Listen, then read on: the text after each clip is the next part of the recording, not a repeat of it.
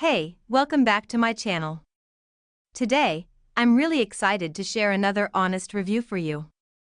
If you love discovering useful products that actually make life easier, then you're in the right place. Before we get started, don't forget to hit that like button and subscribe. It really helps me keep making more helpful reviews like this one. So, let's talk about today's product.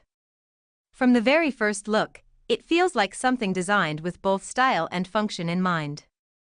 The quality seems impressive: smooth finishing, clean design, and solid build. It's definitely giving a premium feel without being overly flashy. Now, when it comes to performance, this product actually does what it promises. I've been using it for a while, and I noticed it delivers consistent results. Whether you're a beginner or someone who's used similar products before, this one feels super easy to use. One thing I really like is the attention to detail. You can tell a lot of thought went into the design. It's comfortable, user-friendly, and fits perfectly into daily life. Plus, it doesn't take much effort to set up or maintain, which is always a big win for me. If you're wondering whether it's worth it, I'd say yes, especially if you value something that combines good quality, practical features, and great looks. Of course, everyone's needs are different, but overall, this one feels like a smart choice.